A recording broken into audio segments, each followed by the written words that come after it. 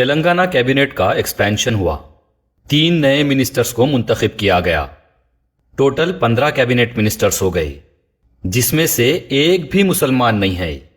Social media पे opposition parties, politicians, मुस्लिम organisations और कई सोशल एक्टिविस्ट कांग्रेस पर गुस्सा जाहिर करे। कई लोग कई बातें करे कि कांग्रेस हुकूमत बीजेपी के नक्शे कदम पे चल रही, इसलिए मुसलमानों को कैबिनेट में नहीं ले रही, मुसलमानों को मिनिस्टर नहीं बना रही। तो किसी ने कहा कि कांग्रेस सिर्फ मुसलमानों को वोट बैंक बना के रखी हुई है, अब आइंदा इलेक्शन में कांग्रेस को वोट से जवाब दिया जाएगा। बहरहाल बहुत सारे लोग बहुत सारी बातें किए। ओवरऑल सबका बोलना यही था कि कांग्रेस हुकूमत तेलंगाना में मुसलमानों को सियासी तौर पे नजरअंदाज कर दी, इसलिए कैबिनेट के 15 में से एक भी मुसलमान को मिनिस्ट्री पोस्ट नहीं दिए। अब मैं अपनी बात रखने से पहले बता दूं कि मैं कोई कांग्रेस का वर्कर नहीं हूं और ना मैं यहां कांग्रेस की तायद कर रहा हूं। जो फैक्ट्स है खुल के आप लोग के सामने रख रहा हूं। सबसे पहली बात यह है कि कैबिनेट में मिनिस्ट्री का जो ओहदा रहता वो कॉन्स्टिट्यूशनल पोस्ट होता। वो सिर्फ और सिर्फ एमएलएस या फिर एमएलसीज को ही दे सकते, बाकी किसी को नहीं। इसमें एक और प्रोविजन है कि अगर कोई लेजिस्लेटिव असेंबली मेंबर नहीं है या लेजिस्लेटिव काउंसिल भी नहीं है, लेकिन आने वाले 6 महीने में एमएलए बनने वाले हैं या एमएलसी का ओहदा लेने वाले हैं, तो उनको कैबिनेट मिनिस्ट्री दी जा सकती। 6 महीने के बाद अगर एमएलए या एमएलसी नहीं बने तो फिर कैबिनेट मिनिस्ट्री का पोस्ट एक्सपायर हो जाता। तो पूरे तेलंगाना में कांग्रेस के पास मुस्लिम एमएलए या एमएलसी कहां है बताइए, जिसको कैबिनेट मिनिस्ट्री देंगे। सीएम रेवंत रेड्डी के पास कोई ऑप्शन नहीं है सिवाय एक ऑप्शन के, बस एक आमिर अली खां एलिजिबल मुस्लिम है, लेकिन वो भी नॉन पॉलिटिकल शख्स है जिसको बड़ी मुश्किल से गवर्नर कोटे में एमएलसी का पोस्ट मिला। तो उनको एमएलसी बनाते और एक जैकपॉट देके सीनियर पॉलिटिशियंस की टक्कर में लाके उनको मिनिस्टर बनाना कांग्रेस और खुद आमिर अली खां के लिए बहुत जल्दबाजी हो जाती। तो यहां पर एक बात साफ है कि कांग्रेस के पास मुसलमानों के लिए कोई कॉन्स्टिट्यूशनल ऑप्शन है ही नहीं।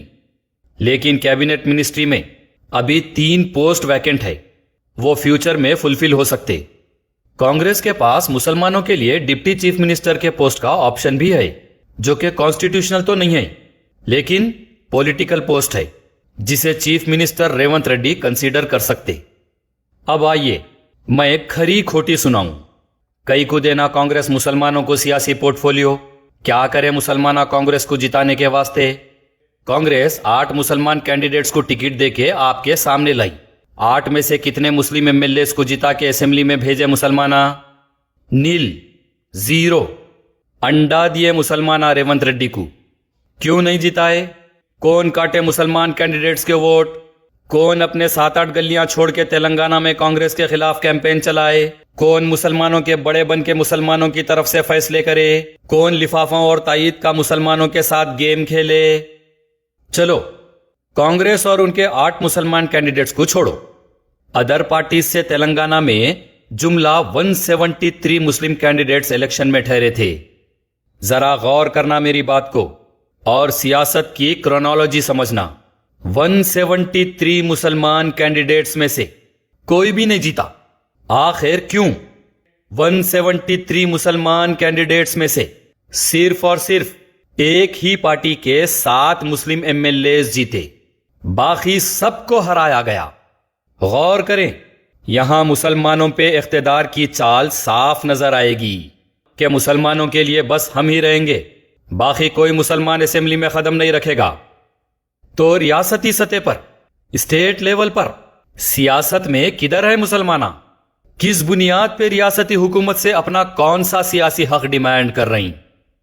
नो डाउट काफी मुसलमाना मुस्लिम कैंडिडेट्स को जिताने अपने कीमती वोट डाले, बहुत कोशिश किए, मुसलमानों में काफी टफ मुकाबला चला, लेकिन हमेशा की तरह रियासती सतह पर मुसलमानों की बहुत बड़ी हार हुई और जीत हुई तो सिर्फ वही हैदराबाद के चंद गलियों में हुई।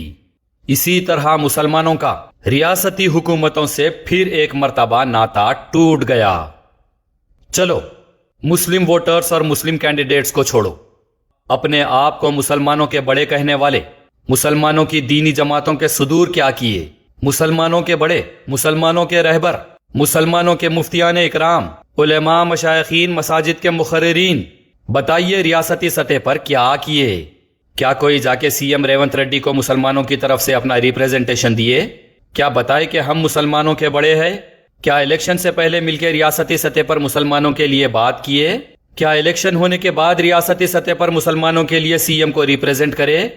نہیں، کوئی نہیں۔ الٹا یہ لوگ تو خود حیدرآباد کے گلیوں کی سیاست کی تائید میں لگے ہوئے تھے۔ تو آج کس بنیاد پہ مسلمان ریاستی سطح پر سیاسی ڈیمانڈ کرے گا؟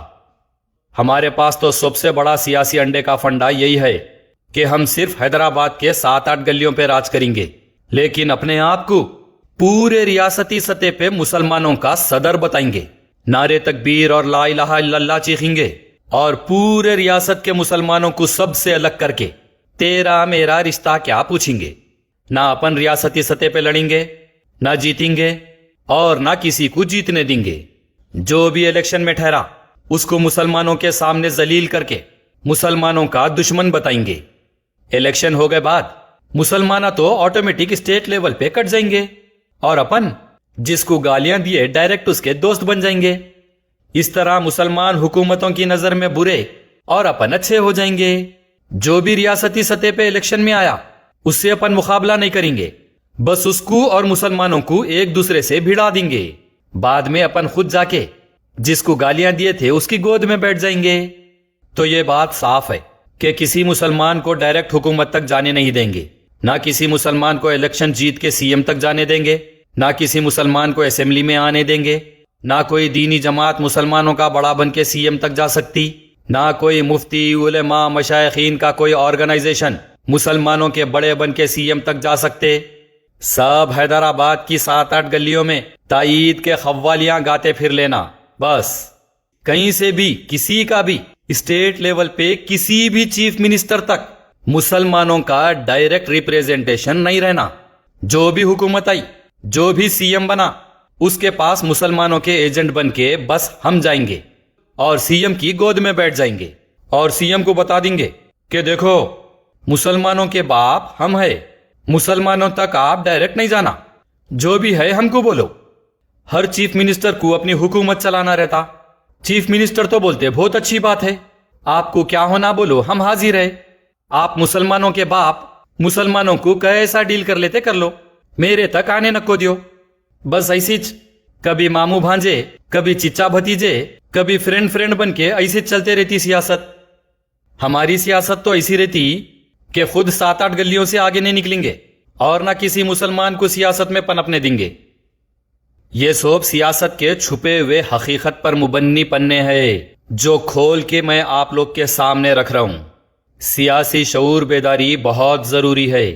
خالی جذبات میں آ کے نعرے لگانے اور ہم مسلمان ہے ہمارا حق دیو بول لینے سے کچھ نہیں ہوتا۔ میں آپ لوگ کو آنکھڑوں سے سمجھانے کی کوشش کرتا ہوں، ذرا اس پر غور کریے۔ دیکھیے، سارے تلنگانہ میں قریب 45 لاکھ مسلمان ووٹرز ہیں، اور یہ سب مسلمان نعرے تکبیر اللہ اکبر، تیرا میرا رشتہ، لا الہ الا اللہ سنتے ہی آگے والی کوئی بھی پارٹی رہنے دو اس کو اسلام اور مسلمانوں کا دشمن ماننا شروع کر دیتے۔ ایسے مذہبی جذبات میں آ کے پورے تلنگانہ کے 45 لاکھ ووٹس ڈیوائیڈ ہو جاتے۔ کئی مسلمانہ تو ایسی کی تیسی بیگن کی سیاست بول کے ووٹ ہی نہیں ڈالتے۔ مذہب کی چکر میں تلنگانہ کے 45 لاکھ مسلمانوں کے ووٹ بکھر جاتے۔ تو آپ غور کریے کہ مذہبی نعرے بازی اور مذہبی تقریراں کر کے ریاستی سطح پر 45 لاکھ مسلمانوں کا اپنے آپ کو صدر کون بتا لیتے؟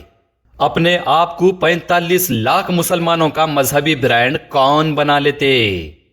جبکہ حقیقت دیکھے تو تلنگانہ کے پورے 45 لاکھ مسلمانوں سے آپ کا کوئی تعلق نہیں ہے، دور دور تک تعلق نہیں ہے۔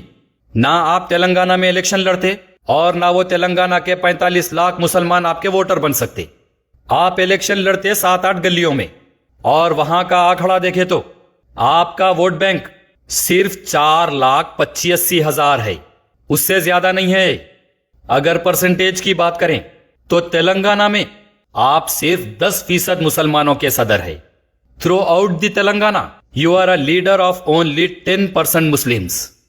बाकी तेलंगाना के 90% मुसलमाना जो आपके नहीं है, जिसके आप रिलीजियस ब्रांड होने का दावा करते, 40 लाख मुसलमान ये तो मजहबी बुनियाद पे सीधा सीधा बिखर जाते।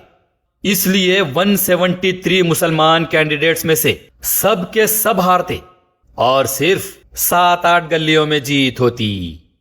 चलो तेलंगाना की बात छोड़ो, सिर्फ हैदराबाद जीएचएमसी लिमिट के आंकड़े देखे तो यहां करीब 32 लाख मुसलमान वोटर्स है और 32 लाख में से 7-8 गलियों में आपके सिर्फ 4,85,000 वोट है, उससे ज्यादा नहीं है। तो ओवरऑल कंक्लूजन यही है कि दीन का सियासी इस्तेमाल करके, मजहबी नारे लगा के, मुसलमानों को हर चीफ मिनिस्टर से भिड़ा के, रियासती सतह पर जाने से रोक के, खुद को मुसलमानों का बड़ा बता के, इतना सौंप करके भी तेलंगाना तो बहुत दूर की बात है, खुद अपने छोटे से हैदराबाद में अपनी सियासी बिसात 15% से ज्यादा की नहीं है। और इसी मजहबी चक्कर में तेलंगाना के 85% मुसलमानों का ताल्लुक रियासती सतह पर हर हुकूमत से हमेशा टूटा हुआ रहा। 7-8 गलियों के 15% की चक्कर में 85% मुसलमान रियासत में सियासी सतह पर बर्बाद हो गया। मुसलमानों को अगर अपना सियासी वजूद बनाना है, अपनी सियासी पहचान बनाना है, तो 7-8 गलियों में नहीं बल्कि रियासती सतह पर सियासी पहचान बनाना होगा। मजहबी जज्बात और नारेबाजी के झांसे से निकलकर सियासी सतह पर मुत्तहिद होना होगा।